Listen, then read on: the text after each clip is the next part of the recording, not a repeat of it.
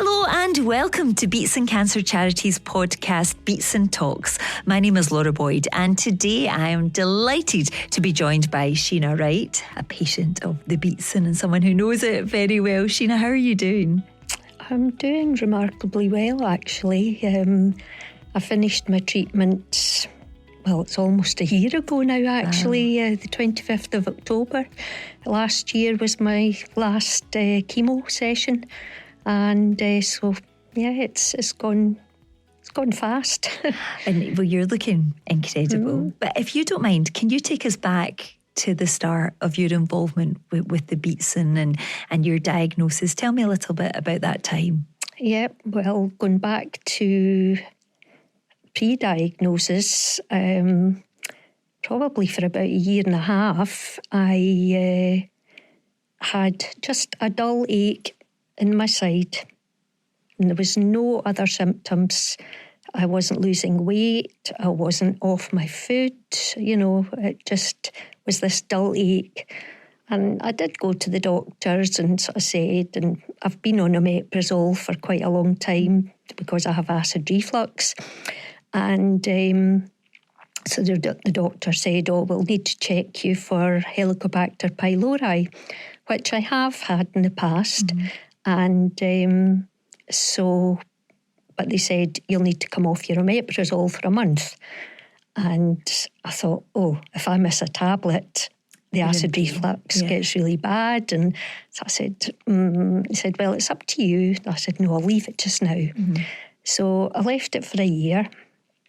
And I suppose going back, it was partly due to the fact that my nephew was diagnosed with stomach cancer as well, and he was talking about his symptoms, and one of the symptoms was a dull ache. And I thought, right, maybe I should go back. The chances of me having cancer are highly unlikely, but I'll you had that niggle in the back of your mind. Get it checked out. So went back, saw another doctor. He basically said the same as the first. And again, I said, I'll leave it just now.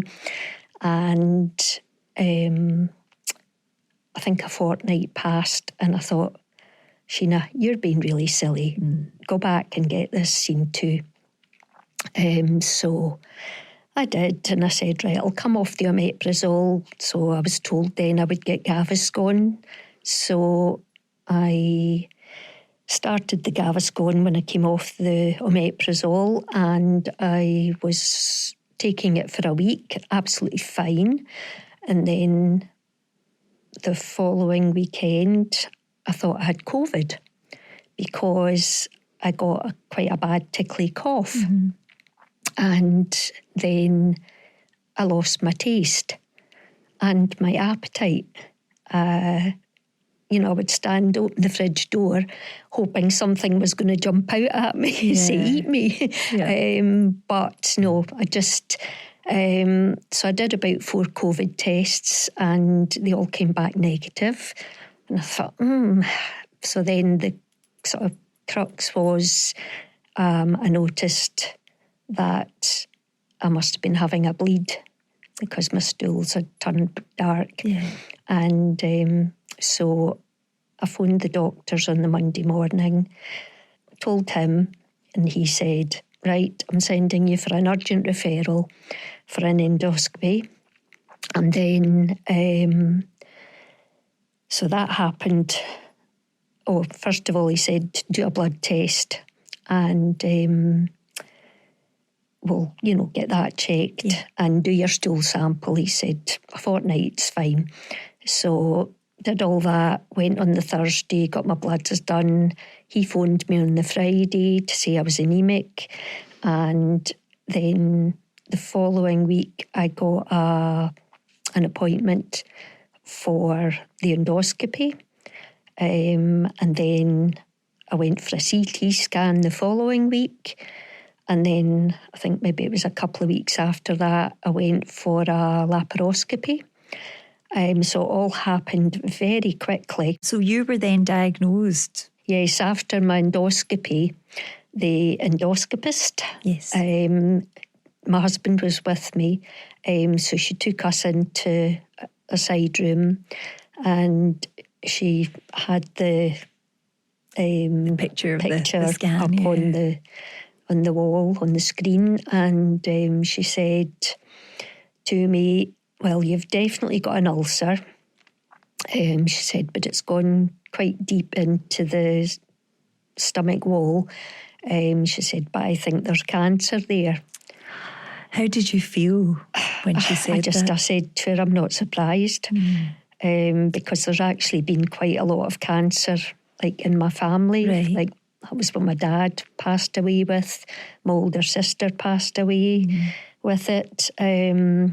Not the same kinds of cancer, I have to say, but you knew you were very well aware of it. Yes, and my sister that's next to me, my older sister, she's had it, but she's come through it. Good. And is well again. So yeah, I wasn't surprised. I don't know, there was maybe something deep inside me that was sort of saying, come on, get this seen to, because this could be. And of course I just turned and looked at my husband, and his bottom lip was like, trembling. And so, and it's funny because a lot of people afterwards, when I was diagnosed, said to my husband, how are you feeling about this?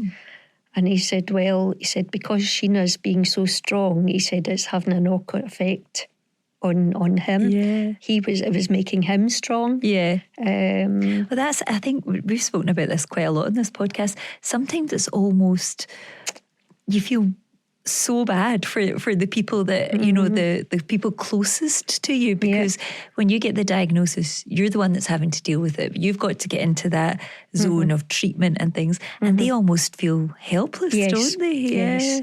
I remember that with my mum and dad, and I remember like one point where I kind of went was when my friend, who is the most stoic person ever, and he just powers through life, and after I had been diagnosed, she was in my house and I saw her cry, and that just made me crumble, because I thought, oh no, if you're upset, it must be serious, But it's difficult for the people around you, isn't it? But I never ever felt, why me? Yeah. I thought, why not me? Yeah. I'm lucky that I've got to, nearly 70 and not had anything seriously wrong with me in my life, whereas there's children, teenagers, young, people in their 20s, 30s.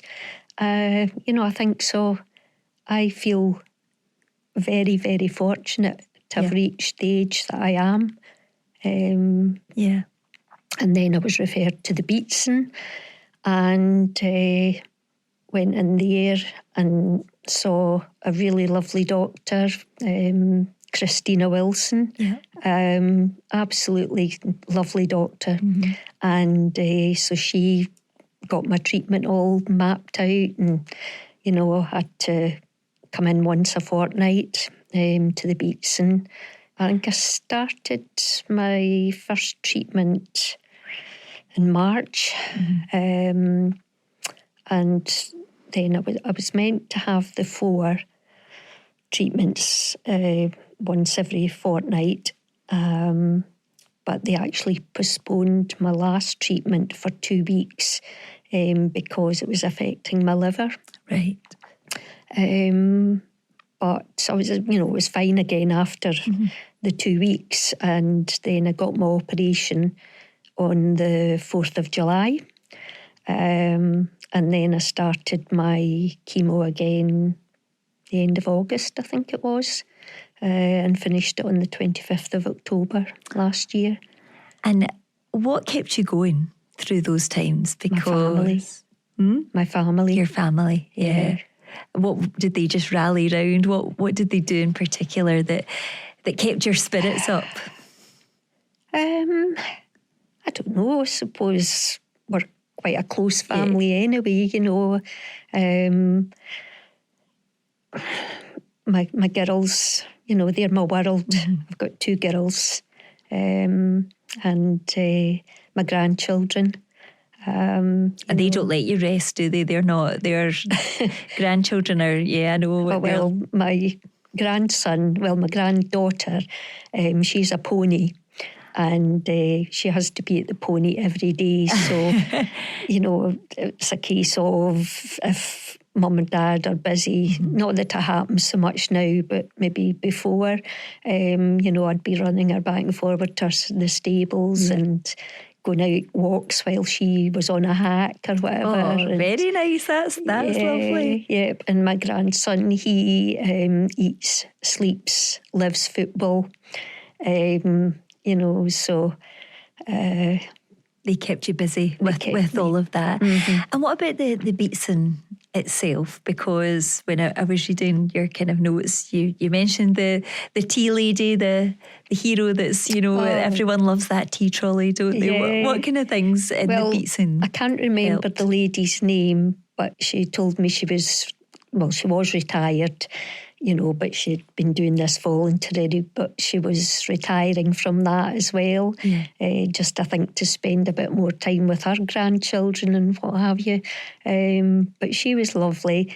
And I don't know, just all the staff, the nurses, my oncology nurse, Mike, he was lovely, and they just made you feel, I don't know, like a person, a family member almost. They were just so lovely. And when I knew it was my last treatment, I actually felt really quite sad because they'd become part of my life, and to not see them again, it felt weird.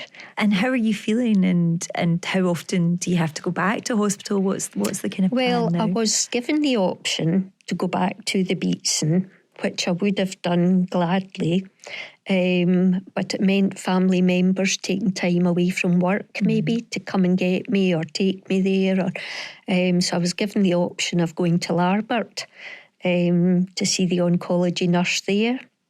So I go there every 3 months because I can drive myself there. Go every 3 months to see my oncology nurse Helen there. And she's lovely too. And is that a comfort knowing I go every 3 months as well, and I always have a slight feeling of, what if this time it's not great, but also there is a comfort in knowing you're being monitored so closely as well, I think, isn't there? Yeah, there is. I was told that there wouldn't be any scans or anything being done unless I was showing symptoms or whatever. So it's basically, I just go there, tell her how I'm feeling, and she'll make decisions. But no, I've been feeling fine. I'm eating well, too well sometimes. Never. Stretch the stomach. We were enjoying the M&S chicken poppers outside before we came in.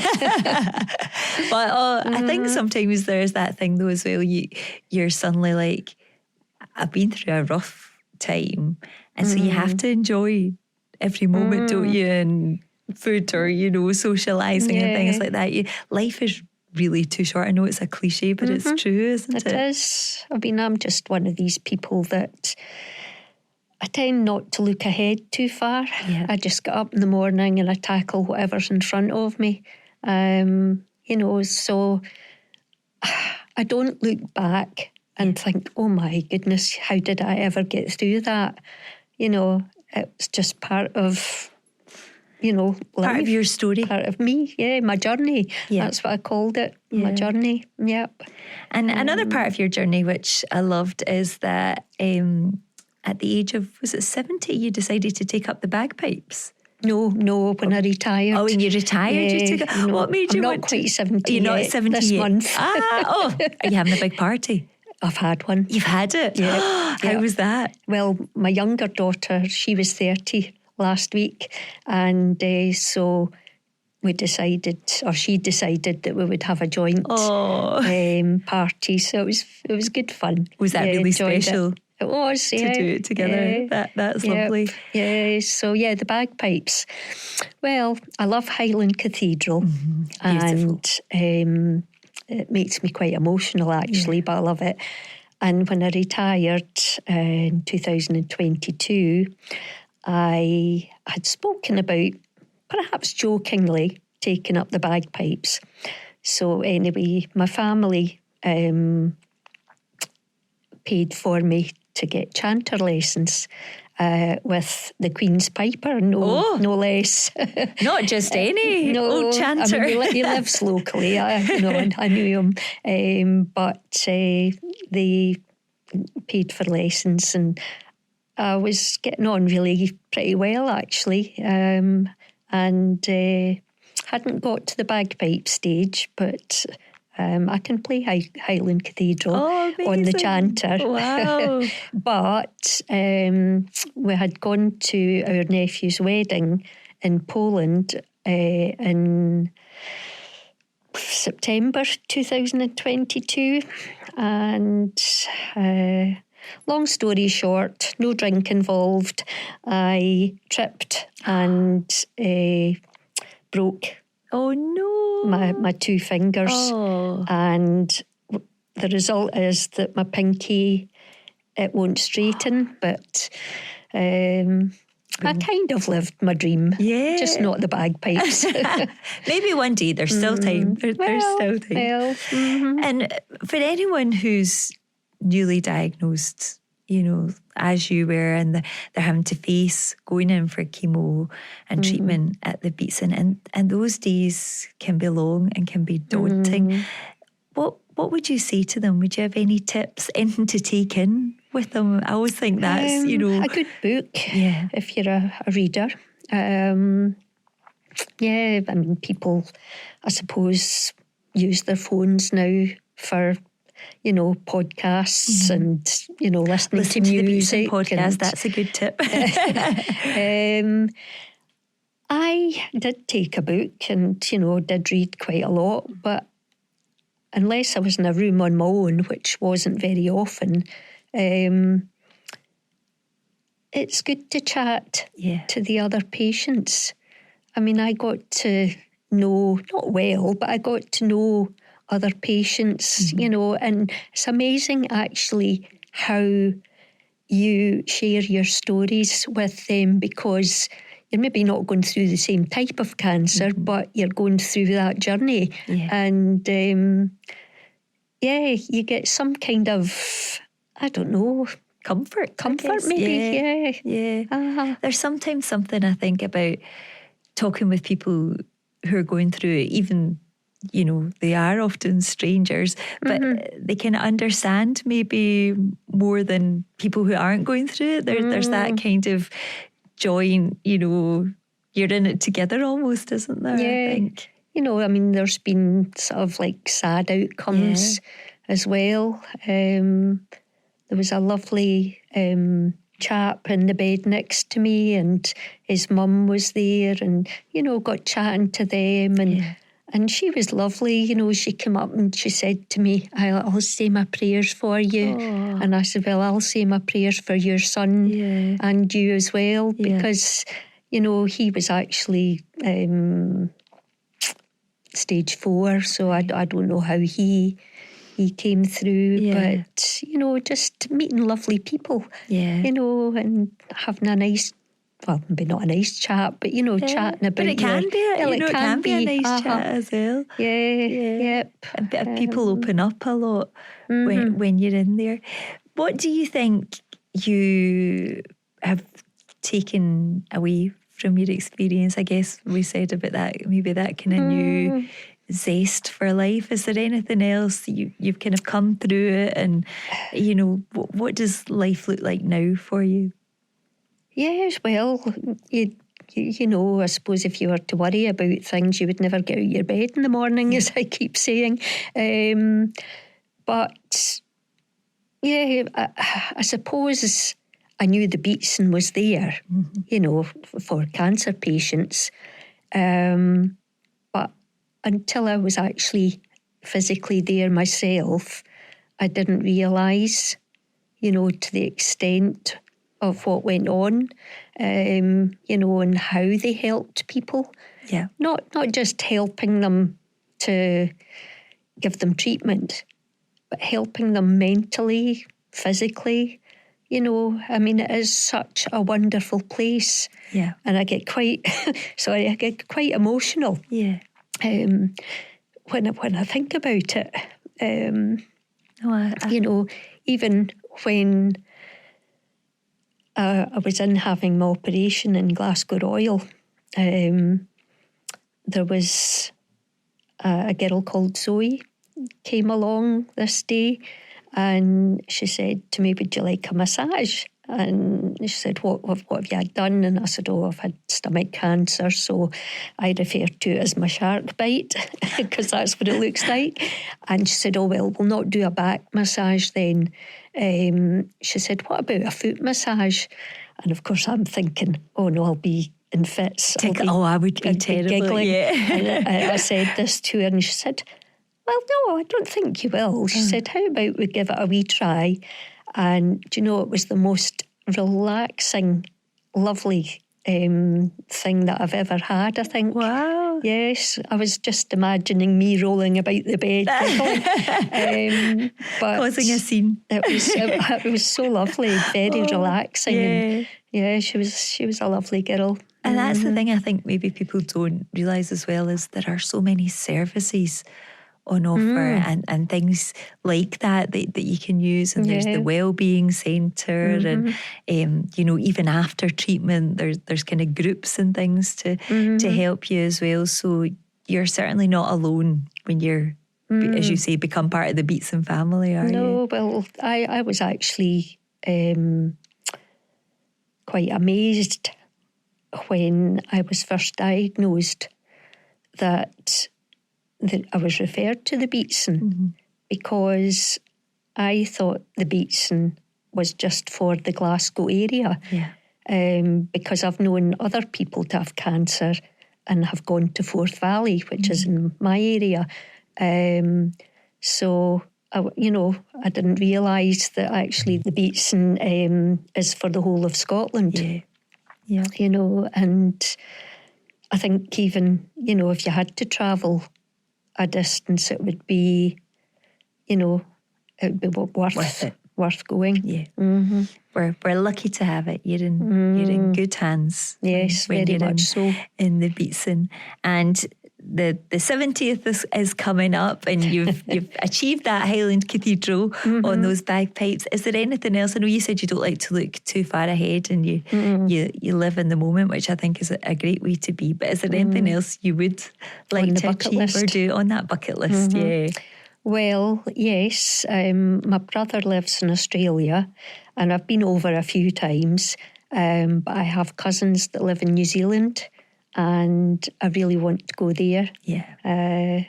To visit them, because I've heard, especially the South Island, that it's, well, beautiful. My older daughter has been there, and she described it as Scotland on steroids. I've heard that actually, yeah. And what could be better than that? So that's on the bucket list then. Brilliant. Yep. Well, listen, I hope you get there. But thank you so much for joining us. And I'm sure people who are listening will take great comfort from what you've said about the Beatson and how amazing it is. And long may you continue to stay well and stay healthy and get to New Zealand soon. Yeah, well, thank you very much, Laura. Thank you. Thanks so much. It's been a pleasure. Thank you. You've been brilliant. You. If you or anyone you know has been affected by cancer, then please check out beatsoncancercharity.org.